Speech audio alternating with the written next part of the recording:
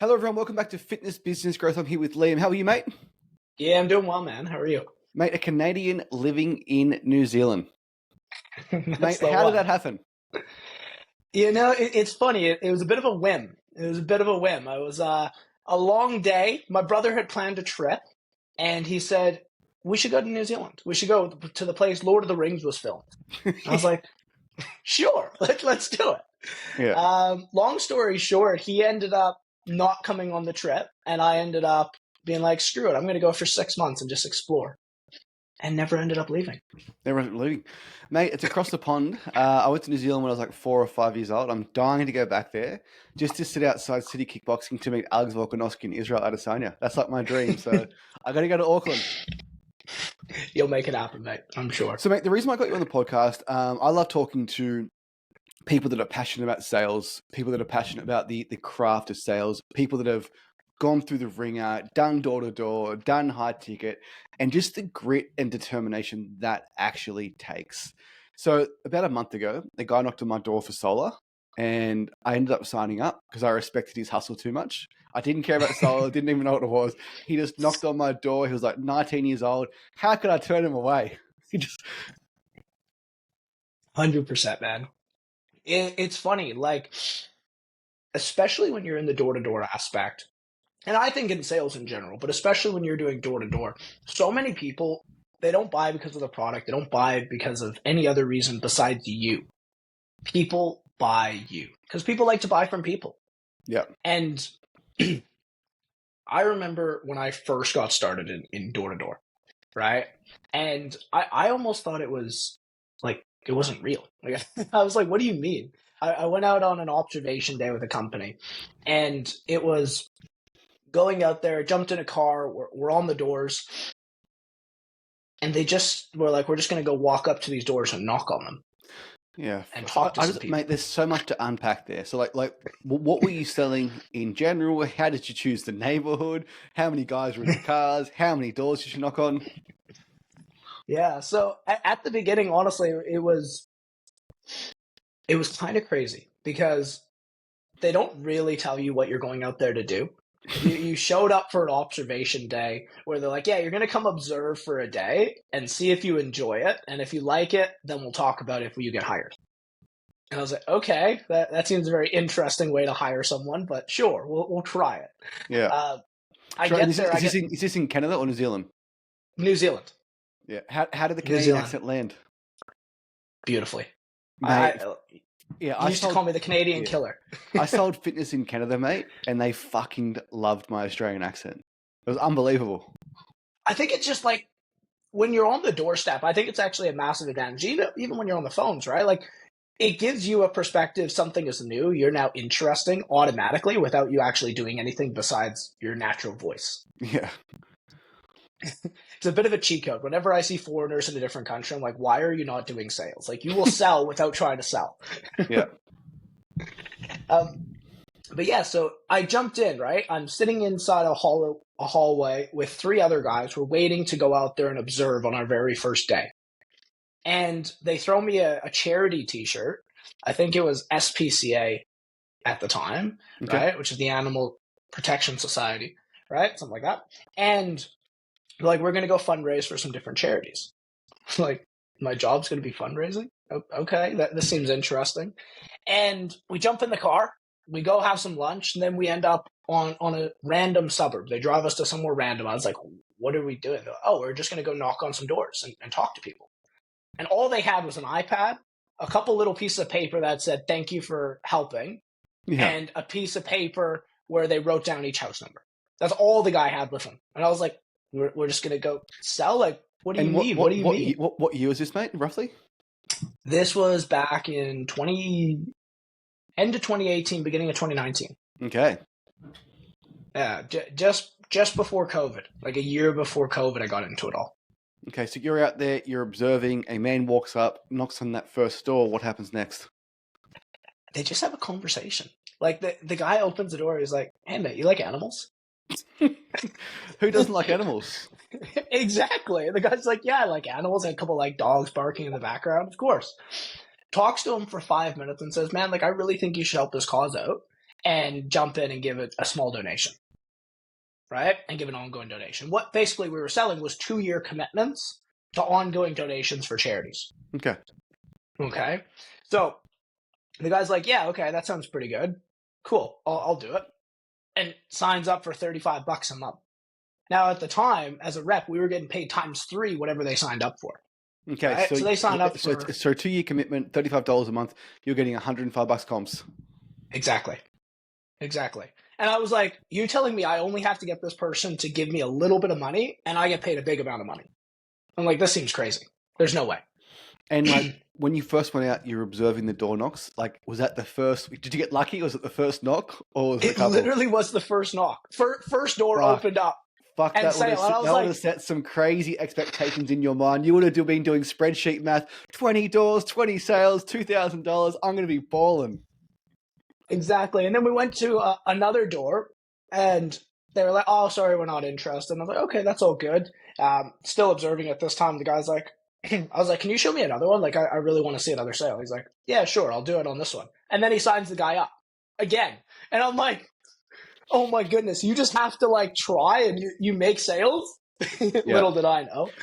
What was the anxiety you were feeling walking up to a stranger's door?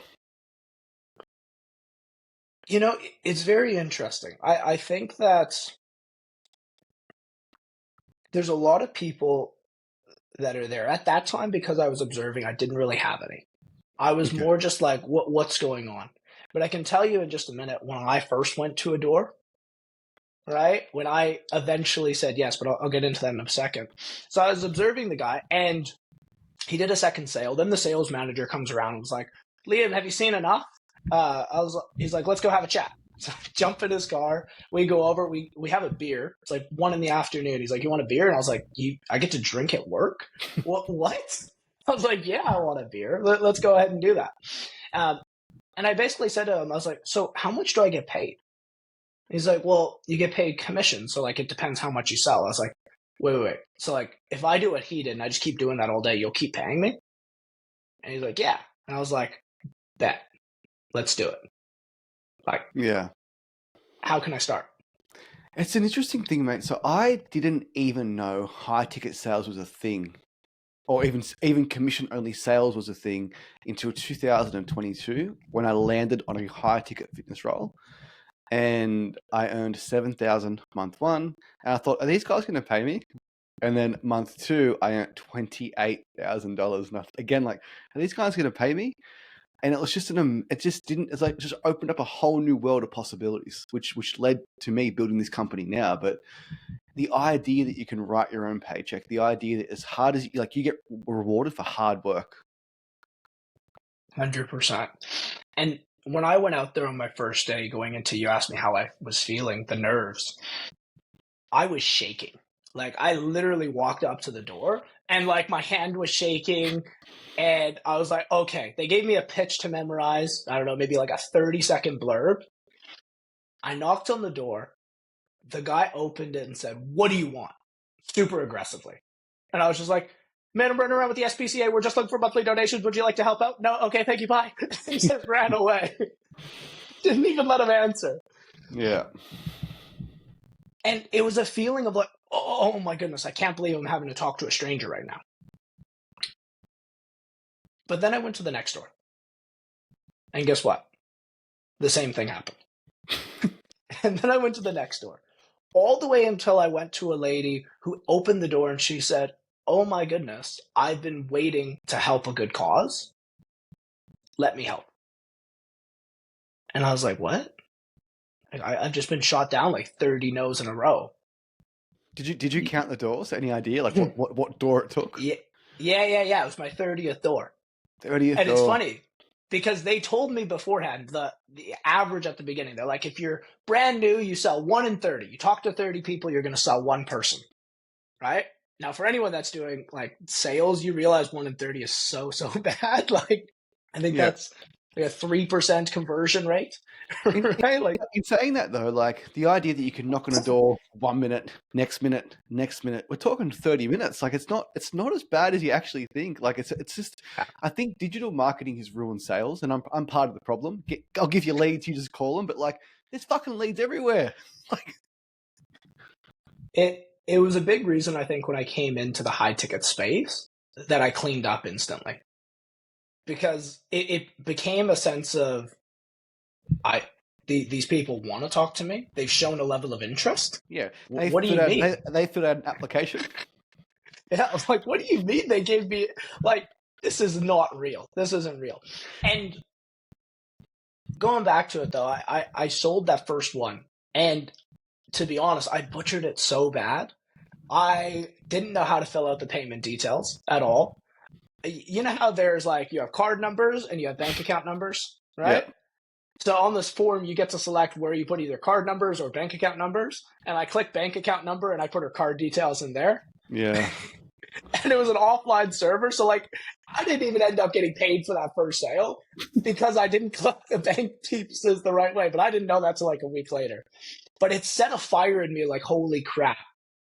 I just have to go out there and put in the work and I'm going to get the results. Like it's not a like if it happens. It's literally just I need to go and do the work that everyone else is afraid of doing, and I'm going to get sales. Yeah, because I suck, and I could do it. Yeah, I think one of the biggest things that shaped my life, Liam, was I work for Centrelink. It's like the Australian government like program where parenting payment single, like childcare rebate, think the dole effectively. And I worked there from 18 to 21. And time and time and time again, I saw people get rewarded for poor behavior. So, for example, someone was late to work, someone was sick, they would give them their preferred hours, hoping they'd actually show up to work because it's so hard to fire people at the government. And like, what world are we fucking living in that you actually reward bad behavior to get them just to do the bare fucking minimum? And there was one time I was doing a business course. I said, "Hey, can I have fixed hours between 8:30 and 4:30? I want to do this management course to upskill myself. I think having these set hours would really help me study after work."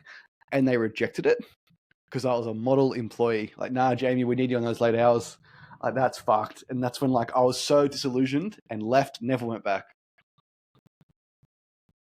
And I think that's a big thing when you look at just fundamentally when you're trying to build a team, right? Now, correct me if I'm wrong, Jamie, but like you reward people based off of good behavior, not bad. You know, if someone's putting in, I reward them based off a number on a spreadsheet. Like, fucking crank that number. but that's it, right? Like if you're doing a good job and you are producing, then you deserve to have a reward. If you need your you need to have your time adjusted, right? Okay, you've been producing, I'm going to give it to you now. There's not a world in hell, at least in sales that I've ever been a part of, where someone's going to reward that behavior for, you haven't made a sale in 3 weeks, okay, I'm going to give you whatever hours you want. What do you mean? Yeah, terrible. It just, and then like people complain about government employees. It actually breeds just such a high level of incompetence. When like I remember my first day there, mate, it was like a guy came up to me and goes, "Hey, Jamie, whatever you do, don't actually achieve your stats because the day that you achieve them, they then expect it." He said, "Just always come a little bit short." Just a little bit short, not to get it, but not to get in trouble. And he's like, just coast by. And that was the attitude of the entire fucking office. And like looking back on it, no wonder I was fucking miserable there. Like it was just a terrible work environment. And you know what? It's very interesting you say that because when I joined in my team, the very first door-to-door team, it was people were there to do the absolute best. And the ones that were go out there and make 2 sales and stop, very quickly they churned out of the business. Right? Not even necessarily because they were, not good, but because they didn't have the work ethic to push to be able to go great. Right? They just decided that, okay, a little bit of results. And I don't know if that's a thing that happens everywhere. I think maybe it's a New Zealand culture. I don't know. But like, oh yeah, that's good enough. That pays the beers this week. It's an Australian culture too, mate. Just like that. just 2 countries of underachievers. That's why, man, I fucking love the US, man. I love everything they stand for. The big dreams, big aspirations. Everyone's trying something new and just, it's not like that in Australia and New Zealand, unfortunately.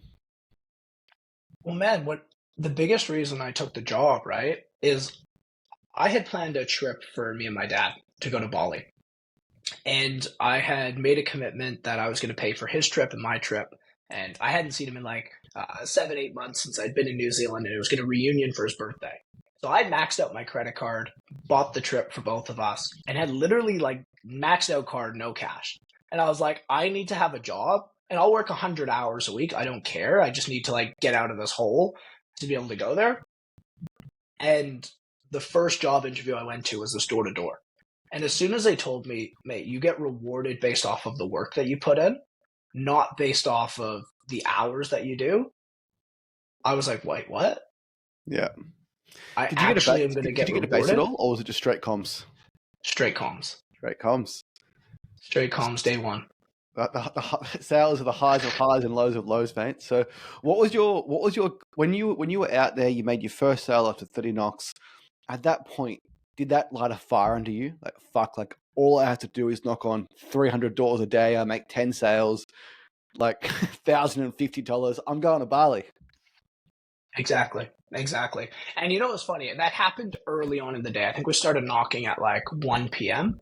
So I made my first sale before 2, right? Okay. I then went, and we knocked till about 8 p.m.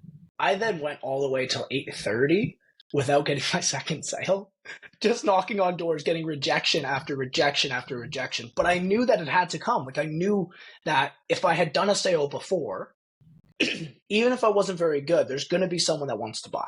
It's going to be that lady who wants to commit to the cause, as we'd call them now, a laydown. Exactly.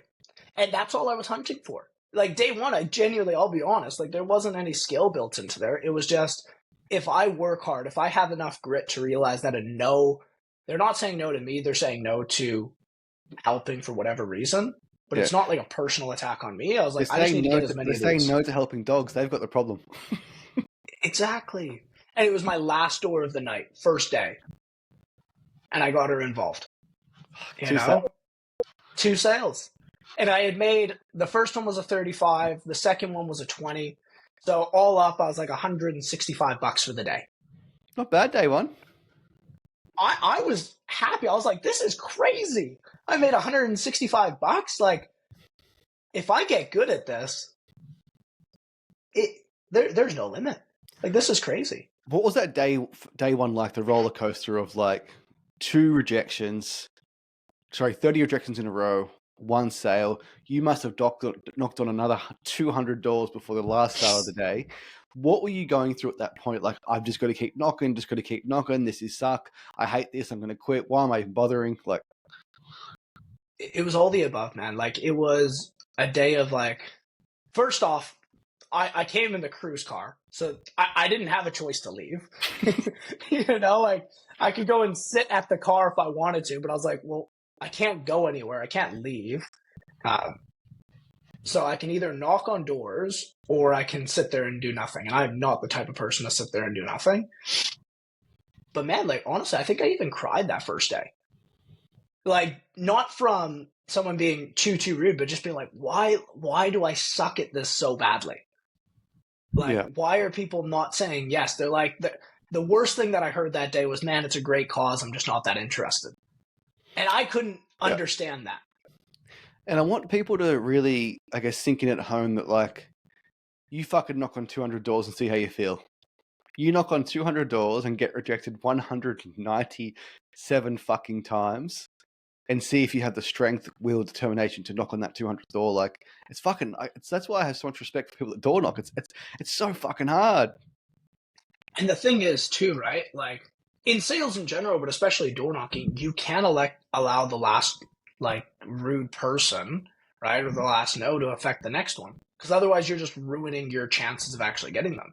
So not only are you having to take rejection, which in and of itself, if you ask someone just to go and ask 200 people in their life for something, just to go and get no's, they would struggle. It would put them in a hole.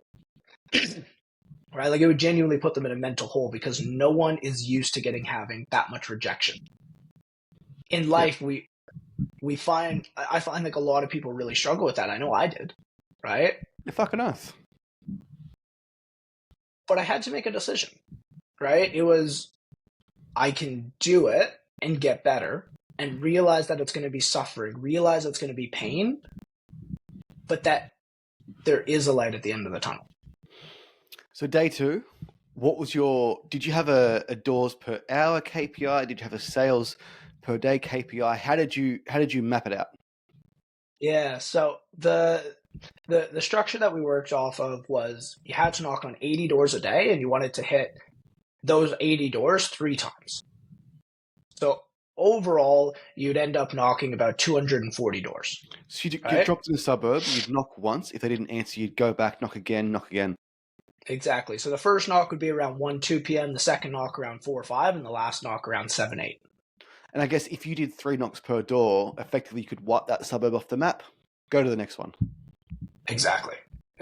And we'd literally go block by block. There would be usually 2 people would drop on a block. I head to the left, you head to the right, and we meet on the other side.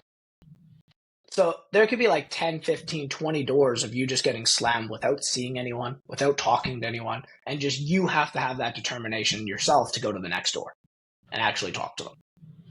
So that's kind of how we broke it down. And literally, we'd start in one side of the city, and we'd slowly work our way all the way to the other side of the city.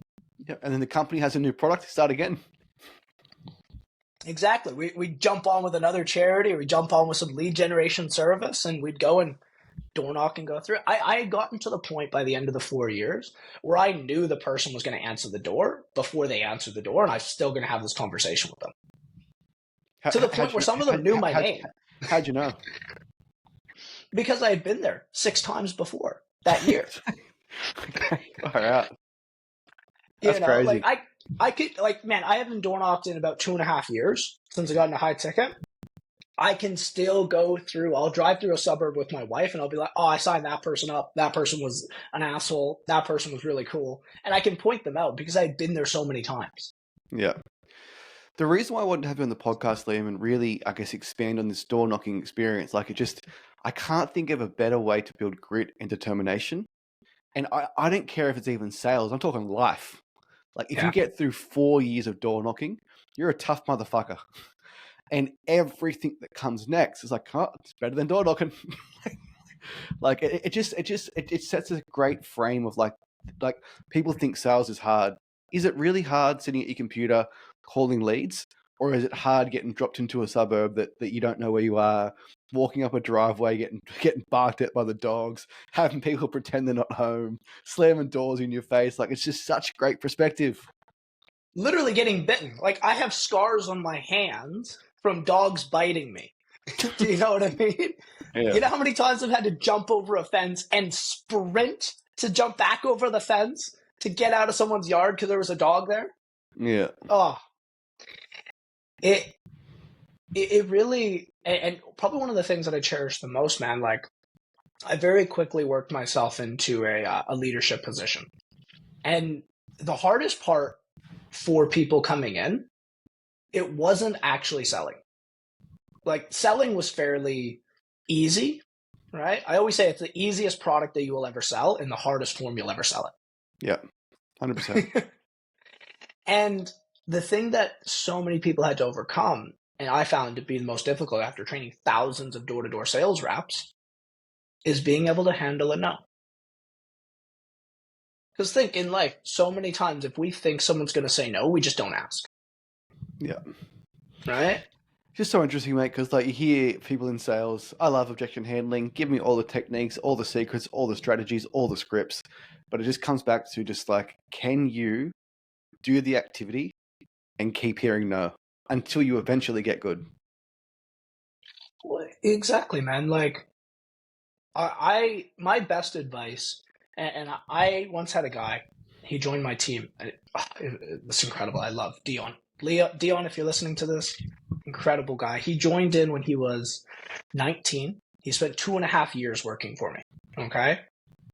Now, when he first started, he didn't make a sale for his first 4 weeks. Far out. That's a lot of doors. Put in perspective, 240 doors a day minimum. To be honest, I think he was doing 100 because he was sucking so bad. Yeah. He got to the point, I always said he was my worst salesperson that turned into my best. And at the beginning, there wasn't anything special. The only thing that was there is he was determined to not give up. and he was determined to put in the work. And how violently did that swing from worst sales rep to best sales rep? How many sales was he producing a day, week, month towards the end, just from not giving up? Yeah, towards the end, man, he had one of the highest PBs. He had like 13 deals in a day, which average on the team for like best in a day was kind of like 6 to 7. So he had like doubled what some of the best had done. My personal best, to give you an idea, is 12. Okay, on door to door, and he beat that. He ended up buying a house by the age of 22. Oh, sorry. You're Not right. sure what was happening there. I was getting a call coming in. Yeah, he ended up buying a house by the age of 22. He was producing himself, I think his best week overall was about 35 to 40 sales. Plus And the at the 5K time, comps. yeah, exactly. And this is at a time in door knocking where you're getting paid $100 a sale on average, right? So you just do the math. It's like, he's making really good money. He's able to turn that around to that point. Now I look at some of the offers and what they get paid, and I have some of those same guys that I taught are still out there on door to door working for some different companies, and they get paid 4 times the amount to do the exact And same that's job. like selling solar or like just bigger items? No, funny enough, like a lot of them are still doing the same services. It just has increased over time. Okay. Just by positioning themselves and being better at it, you get to demand more money, right? Because if you don't need to have so much effort, if you don't need to be so much more managed, well, you deserve a bigger slice of the pie. Like I have one of the guys, he's still doing charity, right? And he's making, for that same $20 sale that he used to get paid $60 for when he started, he's now getting paid $200 for, Okay, far out. right? And he's doing 3 to 5 of those a day, every day. So good. Talks to a third of the people. Instead of knocking on 240 doors, he knocks on about 80. And he's a pretty chill dude, I'll be honest. He doesn't like push himself as hard as he could. But he goes out there and makes probably close to double to triple what most people make at a decent earning job. And he just goes and knocks on doors 5 hours a day. It's amazing, mate. Just like revenue producing activities should be rewarded as high as humanly possible. Yeah. Yeah. 100%. So you mentioned you transitioned into high ticket sales and you discovered this whole new world. So I transitioned in and I was second or third on the team come month 2, only behind Brooke, unfortunately. Brooke triplet beat me every month. But It's a hard one don't to get beat. me wrong. The sales training was like world class. It's the best sales training I've ever gone through. I actually downloaded it and put my team through it. That's how good it is still to this day. But it wasn't the training. It was the fact that I'd sold 1,000 fitness memberships prior to doing my first high ticket fitness sale. And similar to your experience, you just had so much experience knocking on doors. Like it just transitioned so well. Man, so I joined a program, right? Because my idea was, if I'm going to get into high ticket, I had no idea this existed, right? And to kind of give you a bit of a backstory here, I've been running door to door for about 3.5 years at this point, and I kind of hit a wall. Where I realized I didn't want to have to travel. Me and my wife were expecting our first baby. We had just gotten pregnant, and I didn't want to have to travel. I was traveling 4 months a year, every single year, on the road, going and knocking on doors, and I didn't want to be an absent father. So I knew I had to find something else and to do something else. And that's what had me start looking online to figure out this whole world that I didn't even realize existed. And I was like, okay. How did you discover it? What did you come across first? Man, it was interesting. It wasn't even sales at the beginning. I was looking into drop shipping. I was looking into Amazon. I was looking into all these different like businesses that I could start. And I was like, man, like this seems like a whole lot of learning. What is the one skill I already have? Well, I know how to talk to people. Okay, let's see if I can get paid to talk to people online. And then I came across Cole Gordon's training, the Remote Closer Academy. Yep. And I was like, this seems interesting. Only reason I got it, I was like, I don't need your training, but they talked about a guaranteed placement onto a role that was remote. And I was like, bet. So I was on the call with the guy. I was like, I don't care about your training. Little did I know, I knew nothing. But I was like, I don't care about your... Yeah, I was like, just give me a job. And I join in, and then they're like, here, we're going to teach you how to how to outreach to people cold to get a job. And I was like, oh, gotcha. So I can just do that myself. Let me do that. Yeah, So then drones, I went out and mate, there. if only knew all those Facebook groups existed. It was crazy. I DM people on X, right? Back then it was Twitter. I DM people on Twitter and just reached out to every person that looked like they worked in some type of sales or marketing role. Ended up getting put over with this Airbnb coaching offer. And I was like, guys, I don't care. Like, give me anyone that has a phone number, and I'll just call them. You know, like, give me some inbound leads if you want. Like, I don't care. Just put me on the calendar. Let me talk to people. And that first month, I took second place on the leaderboard. Cash collected like 168,000 USD, right? And generated like 250,000 in revenue for the business. And what was that moment like from you dropped in a suburb, away for 4 months, fear about being an absent father, to finding the next thing that obviously worked 1 month in? It was freeing. It was incredibly freeing. It felt like I hit the lottery in a lot of ways. I was like, holy shit. I also felt like a level of like anger, to be honest. Like, why didn't I find this sooner? When I did high ticket sales, mate, my first thought was like, the money's great, but my real thought was like, no matter how bad everything goes, no matter how bad life goes, no matter what happens to our business, I'm always going to pick up the phone, get a high ticket offer, and make that 10K a month mark, which is enough to ultimately provide for my family if everything's turning to shit. It's just such a great skill to have in your back pocket, because you can't unlearn it. Like, you have it. Once you have it, you have it. And I've never met a business owner that doesn't want good sales reps. No, exactly. And I say this all the time now for people that I'm coaching is like, man, like, if you're good, sales, like, there's no reason they shouldn't hire you. You know, when someone tells me that they're struggling to get on an offer, I say, okay, well, how many? My door-to-door side comes back. I'm like, have you reached out to 100 places a day? Like, have you actually done the work, or have you reached out to like 4 places and you're waiting for someone to get back to you? Have you reached out to Cole Gordon, Alex Hermosi, Grant Cardone, and Tony Robbins? Maybe you're not ready for them, mate. Exactly. Maybe you got to go put in a little bit of work, produce some results, show that, more important than anything, because like, when I look to hire someone now, man, I don't even really care about the results that they get as much. I'm more looking to be like, what has your input been? 100%. All I want, mate, is dials. Yeah, 100%. Because look, that first role, right? When I jumped onto it, it wasn't even that I sold incredibly well. But guess what? I had 18 hours on my calendar because I knew that there's a chance that a third of them wouldn't show up, so I could see my family in between that. I opened my calendar 18 hours a day when everyone else on the team was opening it for 7 hours, and I produced triple the amount. Well, it's simple mathematics. You put in more there, and I took what I did on door to door, which I knocked on more doors than anyone else. And I was like, I'm just going to do that same logic until I get good enough at online that I don't have to do the volume. And going from that role to your next role to the next role, what has been your favorite account of all time to sell? What was it, and what do you enjoy selling more than anything else?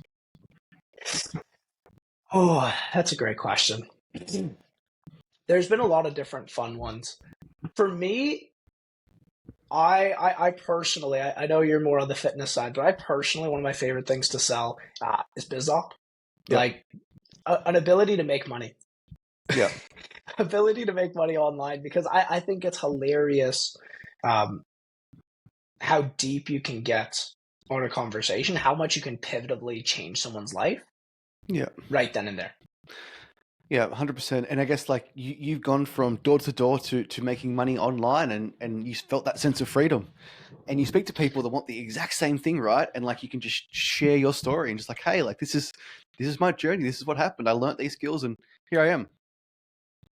Exactly that, man. And I think like a big thing that I see nowadays, and I'm sure you do as well, but is people trying to sell things that they've never had any experience in. And I don't think you have to be an expert in like that specific niche, right? Like, but you have to have done something. You have to have gone out there and actually tried and seen some success. in whatever you want to do, or at least be putting in the freaking effort, which if you put in the effort 9 out of 10 times, you actually do succeed. Most people just don't put in all the effort. Yeah. I've only ever sold fitness. So I've sold fitness, and I've obviously sold, I guess you'd call it BizOp, because I sell gyms into our done for you everything service, our done with you service, and we have a VA service. So that would be BizOppy, I guess, type sales. But I just fucking love fitness. Like, everyone needs to go to the gym. To this day, I believe for the rest of my life. So like, you can be the world's worst salesperson, but if you have conviction and belief in what you sell, fuck, it goes a long way. Like, such a long way.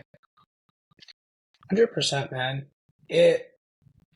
I now have a few one-on-one clients who had never done sales before. And the first thing that I said, I was like, you have two options. You either go and knock on doors for 6 months, or you sell fitness. So I want to expand on that, mate, because every single sales guru, mentor person I look up to, they all say the same things. Fitness is one of the hardest things to sell. It's also such a great place to learn. And the vast majority of, like, I guess you'd call them sales leaders in our industry, they all cut their teeth on fucking fitness. Yeah. Look, I think it comes back to the rep thing, right? Usually fitness leads, if a company's doing it well, they have a lot of leads. They have usually more leads than what their team can handle, right? And that means that there's plenty of room for you to practice. There's plenty of room for you to get your reps in. There's plenty of room for you to get out there and just start dialing, start talking to people, right? And crafting your skill. Because eventually you won't have to do all like the hundreds of dials if you don't want to.